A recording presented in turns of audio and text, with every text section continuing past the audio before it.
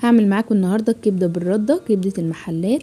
شايفين شكلها حلو ازاي، منظمه والكفر بتاعها ماسك عليها قوي. هنشوف دلوقتي ايه اللي هيخلي الكفر ماسك كده بالطريقه دي، وكمان طريه جدا زي ما انتم شايفين، مش ناشفه خالص. وهقول لكم على كل حاجه تطلعها معاكم بالشكل الجميل دوت. اول حاجه معايا نص كيلو من الكبده الشرايح. هي طبعا نزلت دم، انا كنت مصفياها ما كانش فيها اي حاجه، بس لما قعدت في الطبق شويه نزلت الدم عادي، مفيش اي مشكله. هنزل عليها بميه بصلايه وميه طماطمايه، وكمان عصير ليمونه،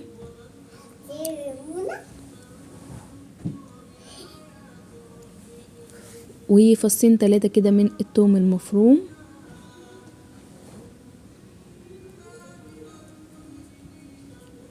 وكمان هضيف عليها معلقه صغيره كده من المستردة، ممكن نستغنى عنها، وكمان معلقه صغيره من دبس الرمان، برضو ممكن نستغنى عنها لو مش متوفرة، بس الحاجتين دول بيخلوا الكبدة طعمها مميز جدا. وكمان هضيف نص معلقة من الكمون، ونص معلقة من السبع بهارات، ونص معلقة من الكزبرة الجافة، وكمان نص معلقة كده من الملح، وبرضو هنا نص معلقة من الكاري اختياري، ورشة بقى حلوة كده من الفلفل الاسود. هبتدي بقى ان انا اقلب الكبدة مع كل التتبيلة اللي احنا ضفناها ديت.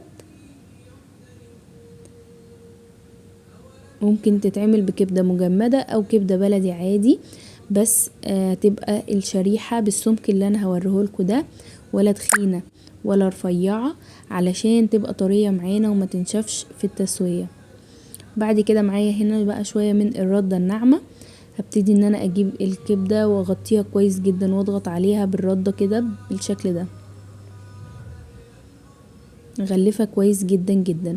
والكفر عمره بقى ما هيفك، عشان التتبيلة ما فيهاش، عشان طبعا التتبيلة ما فيهاش اي بشر ولا اي حاجة تفصل بين الردة او الغلاف الخارجي وبين الكبدة. شايفين الردة لازقة فيها تماما تماما. وبعد كده بقى في طاسة فيها زيت سخن غزير، بس مش قوي يعني عادي،